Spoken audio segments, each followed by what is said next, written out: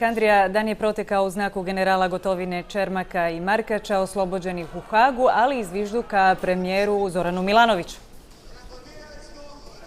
Da, i o te dvije stvari se isključivo razgovara i sad ovdje u Kninu. Čuli smo dakle malo prije uživo u našem programu i ministra branitelja Predraga Matića.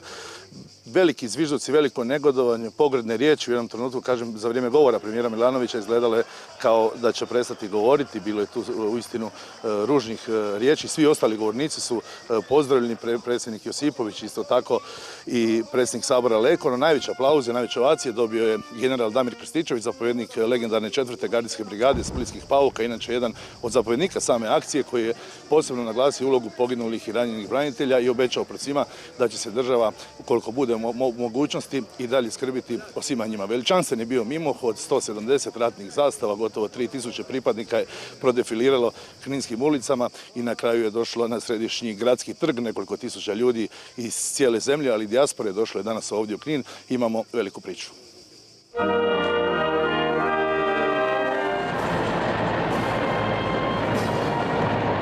Pobjedničko jutro na Kninskoj tvrđavi 18 godina poslije i prvi put uz oslobođene generale.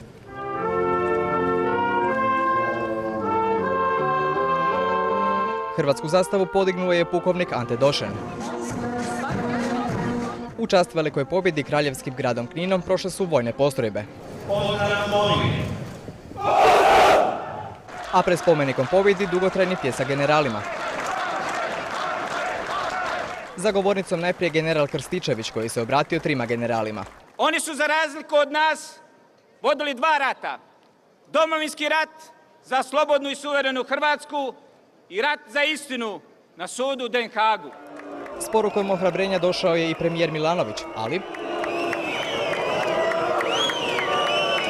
Dragi branitelji, dragi obitelji branitelja, dragi prijatelji, sretan vam dan pobjede, domovinske zahvalnosti i branitelja.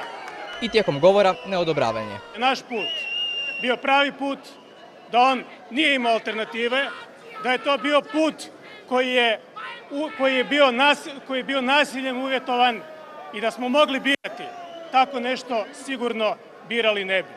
I na kraju govora ispraćaj zvižducima. Sa vjerom u bolje sutra, sa vjerom da je već danas dobro. Živjeli i živjela Hrvatska!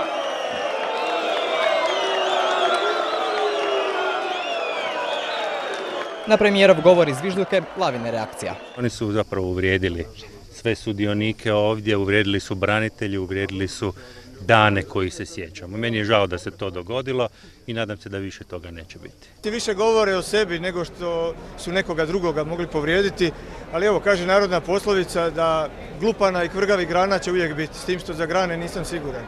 Šef oporbe u svemu vidi i motiv. Oni su relativizirali sve ono što se veže uz novu Hrvatsku državu. Relativizirali su Domovinski rat, relativizirali su branitelji i tako dalje. Vjerojatno to negdje je jedan sublimat kod ljudi, ali kažem, još jednom izražavam svoje nezadovoljstvo, mislim da to nije način, nisam zadovoljan, mislim da je to bacilo sjenu na ovu proslavu koja je doista veličanstvena. Zvižduke je komentirala i bivša premijerka. Nije dobro, nije mjesto, znam kako se osjećao. Ja zviždim svima, osim Franje Tuđmana i Gojka Šuška, prema to je. Iako su ga dočekali uz pjesak, zamjerku su pronašli i predsjedniku Josipoviću. Kada kažem da treba pobijediti u miru, znači da treba pružiti ruku i onima koji su bili na drugoj strani. Treba prepoznati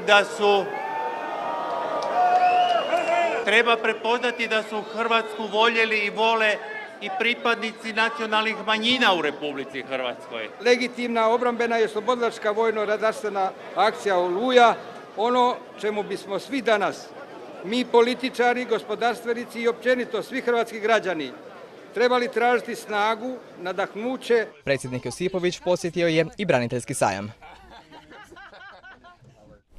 Andrija, generali Gotovina i Markač nisu danas davali službene izjave, no razgovarao si s njima. Što kažu, kako se osjećaju na ovaj dan? Mi smo vojnici, ovdje smo pozvani, ovdje smo dobro došli, nakon puno godina opet smo na Oluji, ne želimo ničim iskakati u prvi plan, jednostavno smo došli ovdje odati počast svojim poginulim suborcima, to je otprilike sukus onoga što su kazali generali. Moram reći da hrvatske sigurnosne službe, policija, tko li već, mora jednostavno u svoj protokol osad početi uvrštavati dolazak te dvojice hrvatskih generala i jučer u Sinju, danas ovdje u Kninu. U jednom trenutku je to uistinu bilo neugodno. Ljudi su jedva sa glavnog gradskog trga otišli u dom Hrvatske vojske ovdje u Kninu, barem 300-400 ljudi ih je naguravalo, pokušalo dotaknuti, rukovati se, fotografirati s njima. Nitko od tih ljudi nema neku lošu namjeru, jednostavno su im željeli zahvaliti, ali to uistinu ružno izgleda jer ljudi jednostavno ne mogu normalno hodati i svako bi trebalo razmisliti o tome. Naravno da su bili sretni i da su bili veseli i ponosni što su opet zajedno sa svojim suborcima ovdje u Kraljevskom gradu.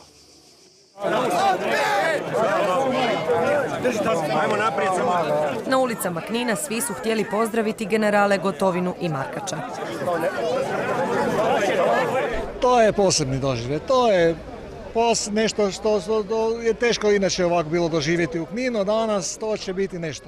Ova godina znači posebno. Evo, general Gotovina je slobodan, tako da nam ovo puno znači i jedan vjetar u leđa, što se kaže. Dolazak generala uveličao je slavlje. Da su oni osuđeni bilo bi drugčije. Hvala dragom Bogu što su naši generali oslobođeni. Mislim da bi ova obljetnica danas bila totalno drugačija. S pogledom na Knin od ranog jutra hrvatski branitelji su se prisjećali dana kada su bili najponosniji. Odmah evo, ježim se odmah. Kad vidim ovu tvrđavu, onda vidim zašto smo se borili. Naviru neke emocije kada je jučer bilo. Čak se čovjek može osjećati koji je vratio nešto svoje, dobio ono što ga pripada. Ja i narod moj. Ponos, sreća i sjećanje na suborce. Treba dati priznanje svim poginulim herojima Domovinskog rata koji su poginuli za oslobođenje Knina i njima treba dati najviše priznanje i neka im je laka hrvatska zemlja. 1995. skinuli su neprijateljsku zastavu i postavili Hrvatsku. Danas se ponosno sjećaju. Tribalo dosta muke, naš trojica smo se minjali dok smo to uspjeli skinuti, ali na posljedku smo uspjeli to napraviti. Ponos i tuga miješano, ne znaš kaj bi i plako i vesel bil, ne znaš kaj bi od toga dvojeg. A umor to da ne pričamo. Iako su tada bili djeca i ovi mladi ljudi prisjećaju se oslobođenja Knina. Dan obilježavaju kao vitezovi kralja Zvonimira. Sjećam se jedne velike euforije i olakšanja što rat završava. Znači mi mnogo.